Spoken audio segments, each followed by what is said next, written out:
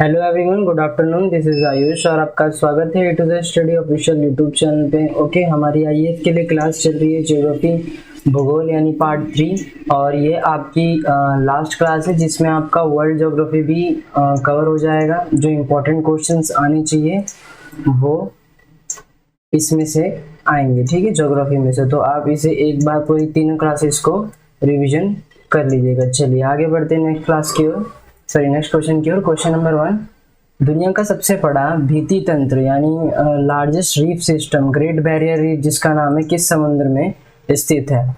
तो ये है कोरल सी में। कहाँ पे है? कोरल सागर जो है कोरल सी में ये स्थित है। चलिए इसके बारे में जानते हैं। जो ग्रेट बैरियर रीफ है यानी जो ग्रेट बैरियर रीफ है उल्लेखनीय विविधता और सौंदर्य स्थल है, ठीक है, वैरायटी एंड ब्यूटी है।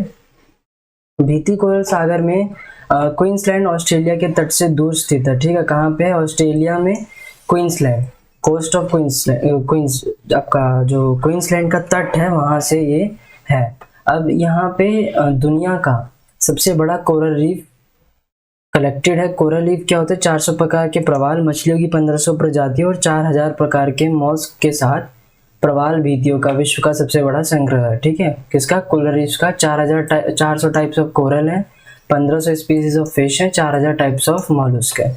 यहाँ पे साइंटिफिक इंटरेस्ट भी है। हैबिटेट इन द सेंस की जो डुगोंग समुद्री गाय जो होती है ना, जिसे हम एक तरह से सी काऊ भी बोलते हैं उसे, और बड़े हरे कछुए जैसे प्रजातियों के निवास स्थल के कारण बड़ी वैज्ञानिक रुचि रखता है, ठीक है, जो विलुप्त होने के कगार पर है। यानी वहाँ पे वो है जो एक्सटेंशन हो सकते हैं, विलुप्त हो सकते हैं। अब ब्यूफोर्ट सी के बारे में जानते हैं जो कि हमारा ऑप्शंस में है, ठीक है। इन तीनों के बारे में हम जानेंगे।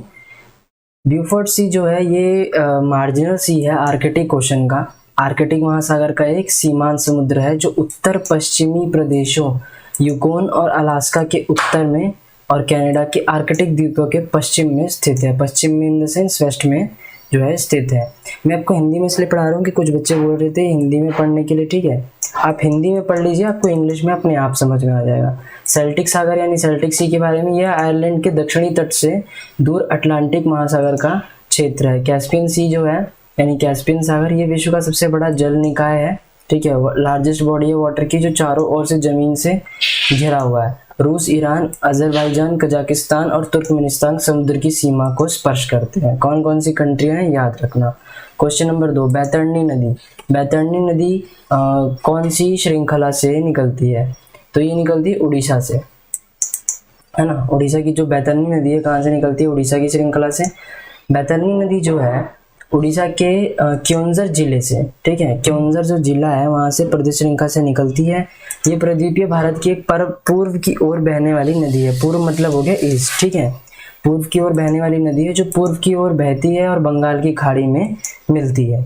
इसके जो आपका जल ग्रहण है, इसके जो जल ग्रहण है आपके, इसका बड़ा हिस्सा है उड़ीसा राज्य में है और ऊपरी पहुंच का एक छोटा सा हिस्सा झारखंड में पड़ता है।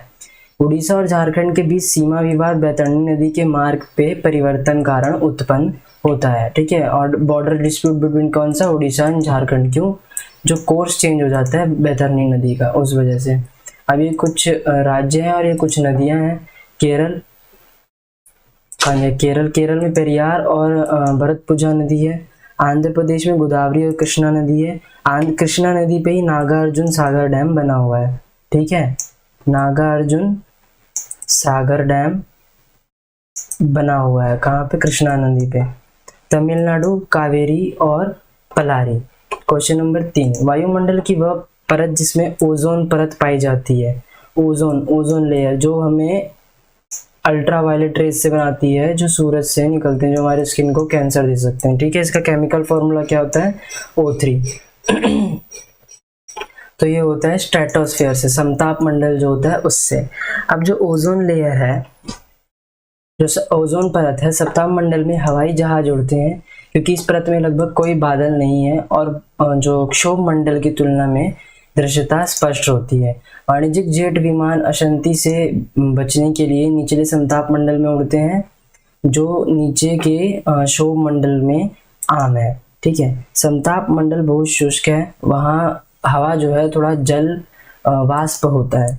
वाष्प क्या होता है, जो वहाँ पे हवा होती है वहाँ पे बिल्कुल बहुत कम वेपर होता है, ह्यूमिडिटी बहुत कम होती है और बिल्कुल सूखी एयर होती है स्ट्रेटोस्फेयर में। क्यों? वहाँ पे सिर्फ ओजोन लेयर होता है। अगर वो हमें सूरज से बचाता है तो इसका मतलब वहाँ पे वाटर जो पानी है वो तो करीब करीब 2% 3% इतना रहेगा ना, और उससे ज़्यादा तो रहेगा ही नहीं। ओके, इस वजह से इस परत में कुछ बादल पाए जाते हैं। लगभग सभी बादल निचले अधिक आर्द्र क्षोभमंडल में होते हैं, यानी जो स्ट्रेटोस्फेयर की लेयर होती है इसके ऊपर प्लेन उड़ता है और यहाँ पे बादल पाए जाते हैं। ओजोन परत सप्ताह मंडल में पाई जाती है। ओजोन परत 90% सप्ताह मंडल में पाई जाती है, ठीक है, 90%। और रासायनिक सूत्र क्या है इसका? O3 है। ये O ऐसे और 3 इसके नीचे है, इकट्ठे O3 नहीं है। अभी कुछ और है, एटमॉस्फेरिक लेयर यानी वायुमंडल परतें हैं। ओके, ट्रोपोस्फेयर के बारे में जानते हैं। ट्रोपोस्फेयर जो है यानी आपका क्षोभमंडल पृथ्वी के वायुमंडल की सबसे निचली परत है।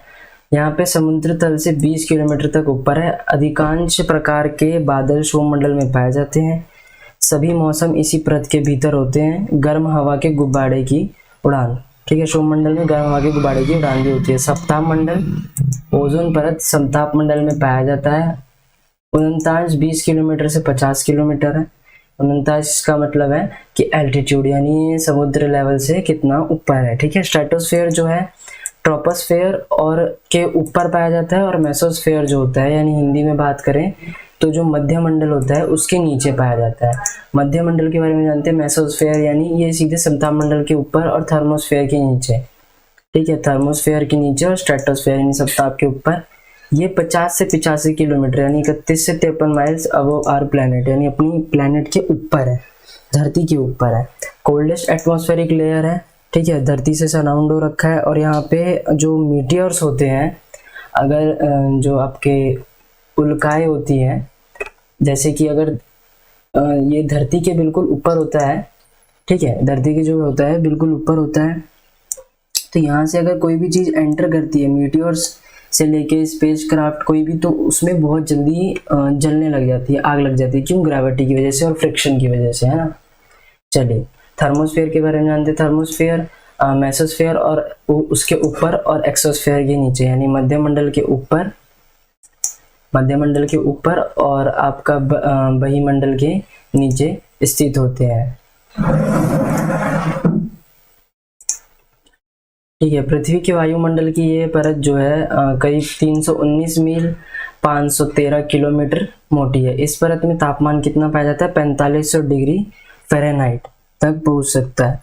अंतर्राष्ट्रीय अंतरिक्ष स्टेशन यानी जो इंटरनेशनल स्पेस स्टेशन है थर्मोस्फेयर में मौजूद है। थर्मोस्फेयर जो है निम्न कक्षा का उपग्रह जो है मौजूद है यहाँ पे, मतलब क्या है, इंटरनेशनल लो ऑर्बिट सैटेलाइट जिसे कहते हैं। एक्सोस्फेयर, एक्सोस्फेयर क्या? आउटर मोस्ट लेयर है हमारे एटमॉस्फेयर की। ये सारे एटमॉस्फेयर को आउटर स्पेस से सेपरेट कर देती है। 6200 माइल यानी 10,000 किलोमीटर चौड़ी है ये, ठीक है, 10,000 किलोमीटर मोटी है। ब्रह्म और ये बहिमंडल जो है इसमें हाइड्रोजन और हीलियम जैसी गैसें होती है, ठीक है। अब आते हैं हमारे नेक्स्ट क्वेश्चन की ओर। क्वेश्चन नंबर 4, दक्षिण अमेरिका में सबसे बड़ी झील कौन सी है? जो सबसे बड़ी झील है कौन सी है? तो वह है लेक टिटिकाका। कौन सी? लेक टिटिकाका है। ओके, लेक टिटिकाका जो है, लेक टिटिकाका जो है लार्जेस्ट लेक यानी सबसे बड़ी आपका झील है, सबसे बड़ी झील है साउथ अमेरिका में। और दुनिया की सबसे हाईएस्ट नेविगेबल, मतलब विश्व की सबसे ऊंची झील नोग्यम जो है पाई जाती है। ये जो झील है जब समुद्र तल से 3800 मीटर की ऊंचाई पर स्थित है। ये पश्चिम में पेरू और पूर्व में बोलीविया के बीच स्थित है, यानी वेस्ट में जो है पेरू है ना, पेरू, और ईस्ट में जो है बोलीविया, ठीक है, बोलीविया में स्थित है। अब आपको एक काम करना है, पेरू का कैपिटल बताना है कमेंट बॉक्स में, और बोलीविया का कैपिटल बताना है कमेंट बॉक्स में। ये है आपका होमवर्क, ठीक है, जरूर कमेंट करके बताइएगा। टिटिकाका झील है दक्षिण अमेरिका की सबसे बड़ी झील है। झील पूपो बोलीविया में स्थित है, खारे पानी की एक बड़ी झील है। झील वेलेंसिया जो है वेनेजुएला की तीसरी सबसे बड़ी झील है। और जो जेनिन कनाडा के क्यूबेक में एक झील है। झील जेनिन जो है कनाडा के क्यूबेक में एक झील है। क्वेश्चन नंबर 5, पुरानी जलोढ़ मिट्टी को क्या कहते हैं? ओल्ड एलुवियल सॉइल को तो कहते हैं बांगर सॉइल। ठीक है, अब जो पुरानी जलोढ़ मिट्टी को भांगर के रूप में जाना जाता है और ये कंकड़ चूने की गांठ से भरी होती है।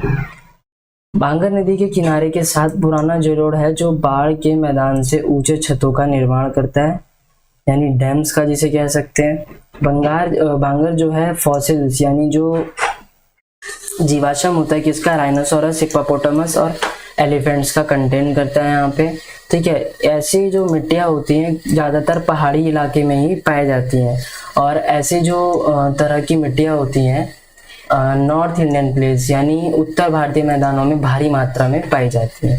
रेगुर, ठीक है, रेगुर को क्या बोलते हैं? ब्लैक सॉइल बोलते हैं। कहाँ पाई जाती है? डेक्कन की पठार में, ताजमहल ट्राइब जिसे कहते हैं।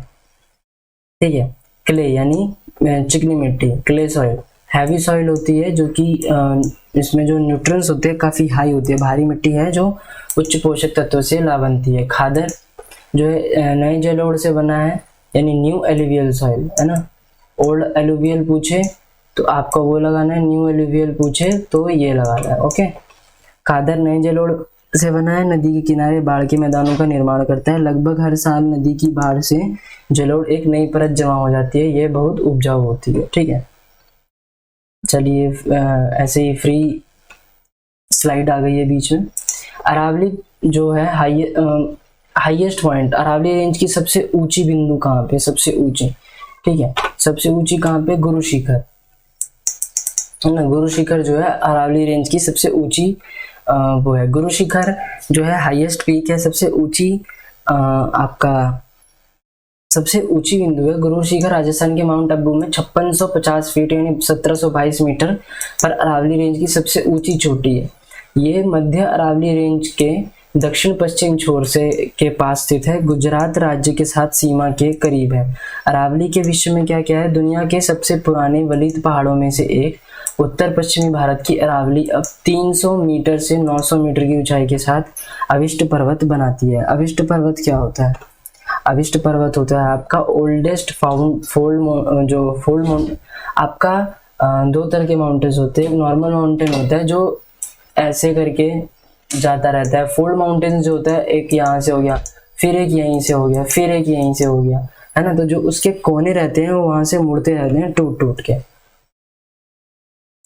ओके, 800 किलोमीटर की दूरी तक फैले हुए हैं। गुजरात के हिम्मतनगर से दिल्ली तक फैले हुए हैं, जिसमें हरियाणा, राजस्थान, गुजरात और दिल्ली में 692 किलोमीटर शामिल है।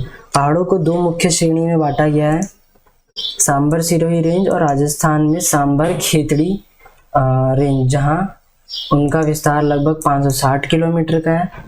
वलित पहाड़ है जिनमें से जो चट्टानें होती हैं मुख्य रूप से मुड़ी हुई परपट्टी से बनी होती हैं। जब दो अभिसरण जो प्लेटें होती हैं एक दूसरे की ओर अरोजनी गति नामक प्रक्रिया द्वारा चलती है, यानी जो आपका जो फोल्ड माउंटेन, जैसा कि मैंने अभी बताया था कि अपने कोने कोने से टूट के मुड़ जाती हैं, ऑर्गेनिक मूवमेंट इसे कहा जाता है। अरावली जो है एक बैरियर का काम करता है ईस्ट और जो फर्टाइल प्लेन से पूर्व में, और जो पश्चिम में है मिट्टी वाले रेत वाले जो आपका डेजर्ट है यानी रेगिस्तान है। पहले के ज़माने में अरावली रेंज जो है थार डेजर्ट की तरफ थोड़ा सा पड़ जाता था। इंडो गैगेंटिक प्लेन्स भी कहा जाता था इसे। क्या कहा जाता था इसे? Indo गैगेंटिक planes. हिंदी में बता देता हूँ। भारत गंगा के मैदान की ओर रोक दिया, जो नदियों का मैदान जलग्रहण के रूप में कार्य करता था। ठीक है, अब ओम पर्वत के बारे में जानते हैं। प्राचीन शिखर ओम पर्वत हिमालय पर्वत श्रृंखला में स्थित है, जो पश्चिमी नेपाल के दारचूला जिले में स्थित है। ठीक है, कहाँ पे है? वेस्टर्न नेपाल के दारचूला डिस्ट्रिक्ट में। अब जो इंडिया और नेपाल का बॉर्डर है ये वहाँ पे हल्का सा है ना, क्लिप्ड है। क्लिप्ड इन द सेंस कि काटा गया है ना, काट दिया गया है क्योंकि कट गया है। और बड़े पैमाने पे देखा जाए कि जो ओम पर्वत है आपका, जो ओम पर्वत है वो खुद से बना है, नेचुरली है। जितने भी स्नो होता है, जितना भी बर्फ होता है ना, और ओम पर्वत की जो वैकल्पिक रूप से आकर्षण छाप यह है कि जैसे ही काले रंग के पहाड़ की पृष्ठभूमि के साथ बर्फ का जमाव शुरू होता है, इसे प्रकृति रूप से बनने के रूप में देखा जाता है। ओम पर्वत नाभि ढांग शिविर ओके, चलिए, जो आपका नाभी नंग शिविर है यानी नेपाल के पास स्थित है यहाँ पे, और राजसी शिखर जो हमारे कैलाश यात्रा मार्ग में नहीं पड़ता है। ये जो कॉमेट चोटी है ये 1756 मीटर की ऊंचाई पर स्थित है। जास्कर रेंज और सबसे ऊंचा स्थान है। जास्कर रेंज को जास्कर भी कहा जाता है। उत्तरी भारत यानी नॉर्थ इंडिया और चीन का जो श्वेत क्षेत्र है वेस्ट की तरफ, वेस्ट तिब्बत की तरफ, वो हिमालय के पहाड़ों का जो है समूह है यानी ग्रुप है, उसमें आता है। अब ये दक्षिण पूर्व जो है यानी आपका साउथ ईस्ट की तरफ करचा नदी से ऊपरी करनाली नदी तक लगभग 640 किलोमीटर तक फैला हुआ है। कहाँ तक फैला हुआ है? 640 किलोमीटर तक। और जो दरें हैं यानी शिपकी, लिपुलेख और माना है। ठीक है, तो इन सब चीज़ों को आपको याद रखना है। Question number 7, Salal hydro electric power plant कौन सी नदी से जो है सिचुएट करता है? तो ये करता है चेनाब नदी से, है ना। चेनाब नदी जो है उससे करता है।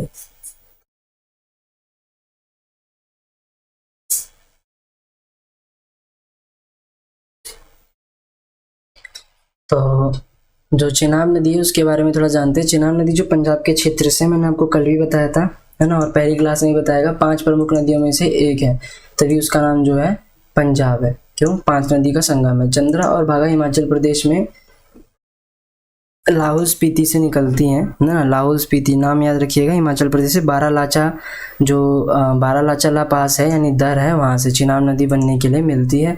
सतलुज, रवि, चिनाब, ब्यास और सिंधु नदी में पंजाब क्षेत्र की 5 प्रमुख नदियाँ शामिल है। कौन कौन सी है याद रख लीजिए। सतलुज, रवि, चिनाब, ब्यास और सिंधु, ये 5 नदी है। इन 5 नदी से पंजाब बनता है। पंजाब का नाम इसीलिए है क्योंकि 5 नदी का यहाँ पे मेल होता है।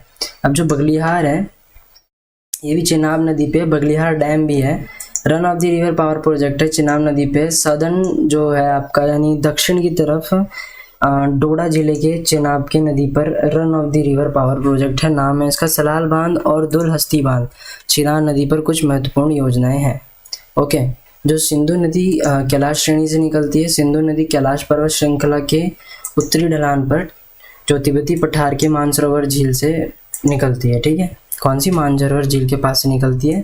कैलाश पर्वत कैलाश श्रेणी का सबसे ऊंचा शिखर है। कैलाश पर्वत तिब्बत के पश्चिम में हिमालय पर्वतमाला में स्थित है। सिंधु नदी की प्रमुख जो सहायक नदियां हैं कौन सी हैं? सहायक नदियां, ट्रिब्यूटरीज है सिंधु नदी की। ब्यास, चिनाब, झेलम, रवि और सतलुज, ये 4 है, और प्लस 1 के 5 सिंधु। ठीक है, उपरोक्त सभी सहायक नदी पाकिस्तान में सिंधु नदी से जो मैथन कोट से मिलती हैं और मिलन स्थल को जो पंचनाट कहा जाता है। सिंधु नदी जो चिनाब, झेलम, सतलुज, रवि, ब्यास और अफगानिस्तान और खैबर जो पख्तूनख्वा है, यानी पख्तूनख्वा क्या होता है? खैबर पख्तूनख्वा, ये आपका जो 2 सहायक नदियों के साथ पाकिस्तान के सप्त सिंधु यानी 7 नदियां जो है डेल्टा बनाती है। सिंधु नदी 3180 किलोमीटर लंबी है। सिंधु नदी अरब सागर में मिल जाती है। ठीक है, चलिए क्वेश्चन नंबर 8, पृथ्वी की किस परत में खनिज निकलते हैं? मिनरल्स, है ना। मिनरल्स जो है आपका कहाँ से निकलते हैं? क्रस्ट से निकलते हैं, क्योंकि कोर में तो आग ही आग है ना, क्रस्ट से निकलते हैं। अब देखिए जो क्रस्ट है जो क्रस्ट है 1 मिनट रुकिए।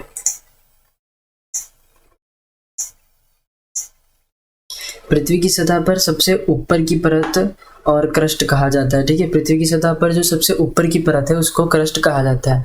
ये सभी परतें जो सबसे पतला होता है। ठीक है, क्योंकि ये ऊपर का ही होता है, बिल्कुल ऊपर का। आपके जो जमीन के नीचे खनते हैं वही क्रस्ट होता है। ये लगभग 35 किलोमीटर महाद्वीपीय द्रव्यमान पर और केवल 5 किलोमीटर जो है समुद्री के तलों पर होता है। महाद्वीपीय द्रव्यमान के मुख्य खनिज घटक यानी सिलिका और एल्यूमिनियम है।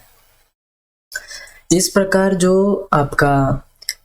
से जो आपका सियाल यानी सी सिलिका और एल्यूमिनियम कहा जाता है। समुद्री क्रस्ट के मुख्य रूप से सिलिका और मैग्नीशियम होते हैं। ठीक है, इसलिए इसे सीमा सी सिलिका और मा मैग्नीशियम कहा जाता है। क्रस्ट पृथ्वी के आयतन का केवल 1% बनाता है। ओके, सिर्फ 1% बनाता है। खनिज पृथ्वी की सतह से या पृथ्वी की सतह के नीचे से निकाले जाते हैं, हालांकि जिस परत में उन्हें निकाला जाता है उसे क्रस्ट कहा जाता है।